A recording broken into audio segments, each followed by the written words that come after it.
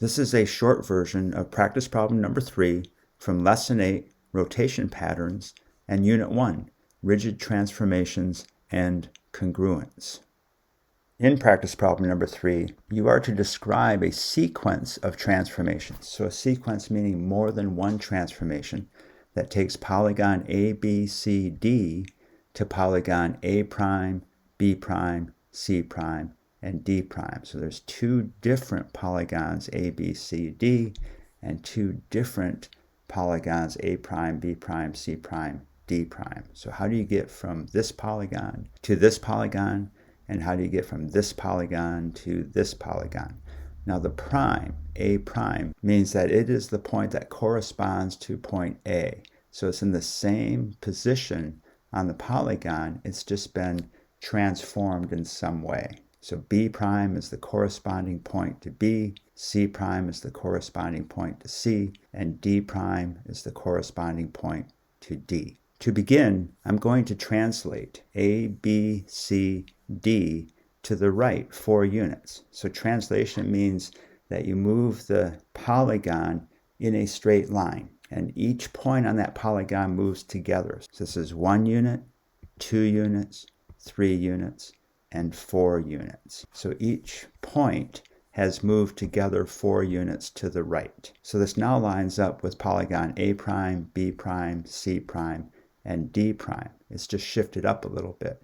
So now I'm going to translate this polygon down 1 unit. So every point on the polygon moves down 1 unit together. So that polygon now ends up right here. So line segment CD, this is line segment CD, now lines up with line segment C prime, D prime. And from here, I can reflect A, B, C, D over this line of reflection, which is line segment CD. So reflection means that I'm going to move each point perpendicular to the line of reflection, so 90 degrees, and an equal distance on the other side of the line of reflection. So this point is going to move 90 degrees to the line of reflection and an equal distance on the other side.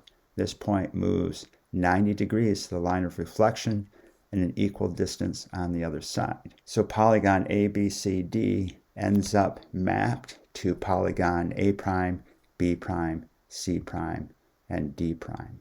So 2 translations, translation to the right 4 units, a translation down 1 unit, and then a reflection over this line of reflection right here, which is side CD of the polygon. And that corresponds to C prime, D prime. For the second problem, B, here's polygon A, B, C, D once again. And this is a little bit harder. It's hard to see if it's a translation, reflection, rotation, what's going on. So to get an idea, I'm just going to move one of the points on this polygon, A, B, C, D, to its corresponding point over here and try to decide where to go from there. Now I could choose any point, and I'm going to choose point B to B prime.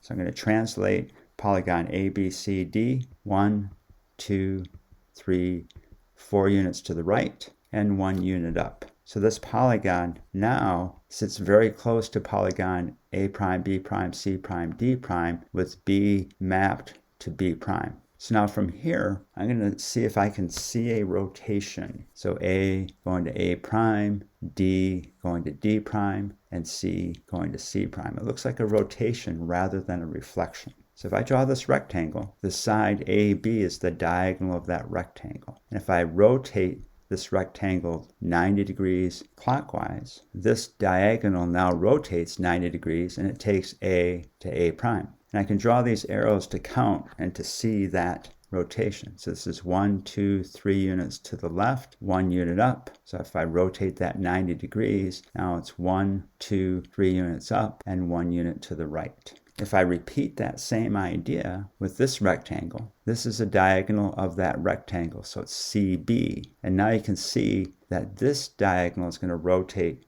90 degrees down to C prime. So this rectangle rotates 90 degrees, and the center of rotation is this B slash B prime. So now this diagonal rotates down here 90 degrees, and I can draw these arrows. This is 1, 2, 3 units up, 2 units over, rotate these arrows 90 degrees around B, and so now the arrows are 1, 2, 3 units to the right and 2 units down, and you end up at C prime.